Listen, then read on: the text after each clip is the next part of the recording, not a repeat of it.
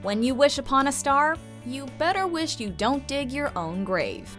Welcome to MsMojo, and today we're counting down our picks for the top 10 Disney heroes who made things worse.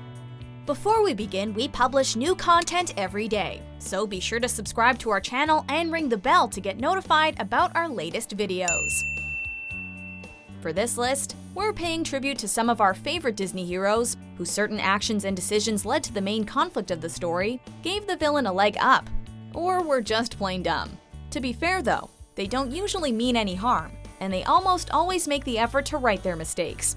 If you haven't seen any of these unfortunate plights, there will be spoilers. What have you done? Trust me! Number 10. Milo James Thatch, Atlantis: The Lost Empire.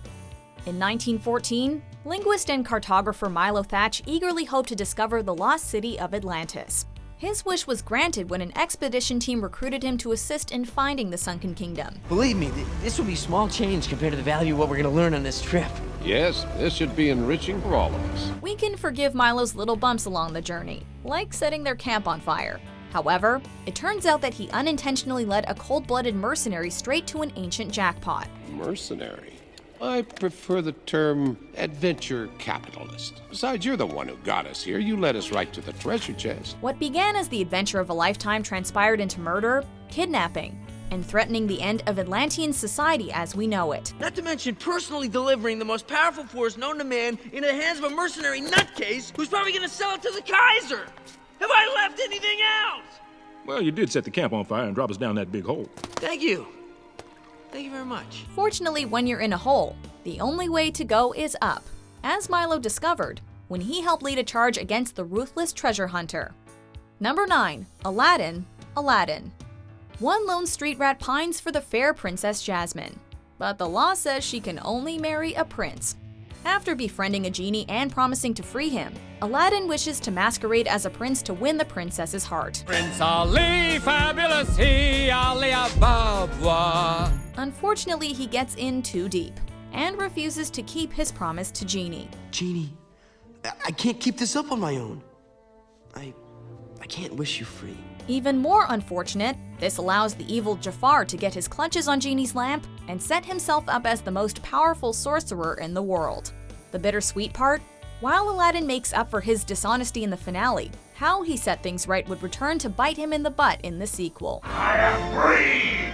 Free to exact vengeance upon he who has imprisoned me. Number 8. Flick, A Bug's Life. But my invention will speed up production. Ugh, another invention? From the very start, one of Flick's inventions lands the ant colony in big trouble with the grasshoppers, with only a limited amount of time to fill their unreasonable demands. So let's double the order of food. No, but... We'll be back at the end of the season, when the last leaf falls. He tries to make amends by finding warrior bugs to fight the grasshoppers, and accidentally brings back a troop of circus bugs. He attempts to cover his blunder, and nearly succeeds, until he's found out and banished for lying. Poor Flick only wants to help his colony and prove he's not a failure, but his best intentions usually only make things worse for everyone. While his actions leave a lot to be desired, his passion and words could inspire millions to fight for freedom. So who is the weaker species? Ants don't serve grasshoppers. It's you who need us. Number 7. Flora, Fauna, and Merryweather, Sleeping Beauty. The fairies Flora, Fauna, and Merryweather are entrusted with keeping Princess Aurora safe from the evil Maleficent until her 16th birthday. They've avoided using magic for years, but decide to use a small amount to prepare for Aurora's party, taking extra precautions just to be safe. Plug up every cranny. We can't take any chances. Their plan seems foolproof, until Merryweather and Flora get into a magical scuffle over a dress's color and catch the attention of Maleficent's spy. Even though they help fix everything later, this is particularly embarrassing considering how they've been extra careful all these years. And yet one petty fashion debate ruined 16 years of hiding and practically gift-wrapped the princess to the evil mistress's grasp. Happy birthday indeed. Number 6. Officer Judy Hopps, Zootopia. Thousands of years ago, predators survived through their aggressive hunting instincts. For whatever reason, they seem to be reverting back to their primitive savage ways. During a press conference about Zootopia's missing animals case, Judy pointed out how the victims are all predators who've mysteriously turned savage, and made an unintentionally racist statement about their biology, offending her new partner, Nick. You know what I mean? You're not that kind of predator. The kind that needs to be muzzled? The kind that makes you think you need to carry around fox repellent? Both Nick and Judy have faced traumatic experiences with prejudice during their childhoods. If you thought we would ever trust a fox without a muzzle, you're even dumber than you look. Unfortunately, Judy's left a mark and an internal fear of predators. Those deep feelings inadvertently influenced her speech, and not only confirmed Nick's insecurities about being a predator, but also began a rise of hatred and panic throughout Zootopia. I came here to make the world a better place, but I think I broke it. The city spoke highly of its diversity and acceptance of differences, and yet one misguidedly dumb bunny's poor wordplay shattered that harmony. Thankfully, not forever. Number 5. Emperor Cusco, the Emperor's New Groove. The world seems to revolve around Cusco. He can fire his vengeful advisor Yzma, or take advantage of the nicest peasant around, and still feel like he's invincible. You're being let go, your department is being downsized, you're part of an outplacement. We're going in a different direction, we're not picking up your option, take your pick. He didn't expect to be turned into a llama by Yzma during a failed poisoning, or to end up in the wilderness, where Pacha, the peasant, is the only one willing to help him. Trust me, they're not here to save you. They'll take me back to the palace. Thanks for your help, you've been great. I can take it from here. Later, Cusco ditches Pacha, thinking that Yzma will help him, only to end up all alone in the wild, with all hope for returning humans seemingly gone. So, this is where you came in. Sad to say, but Cusco dug his own grave by constantly abusing both friends and enemies, and this was a much-needed wake-up call.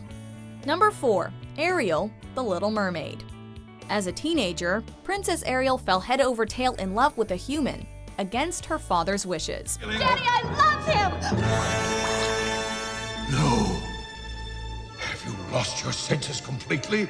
He's a human. You're a mermaid. Young, love-struck, and confused, there was only one rational thing to do: make a deal with Ursula to trade her voice in exchange for being human for 3 days. Without her voice, communicating with her beloved prince became difficult. You can't speak? Oh, then you couldn't be who I thought. Not only that, but her deal with Ursula gave the Sea Witch the leverage she needed to nearly take over the sea. Ariel's story ends happily, but years later, the cycle of poor decision-making continued when she forbade her curious daughter from going near the ocean, without properly explaining the dangers out there and hiding her mermaid heritage. Melody can't know about merpeople or Atlantica, or even you, Daddy. Number 3. Bob Parr, also known as Mr. Incredible, The Incredibles. I'm your #1 fan! Years ago, Bob Parr, aka Mr. Incredible, was having a routine night of heroism before his wedding.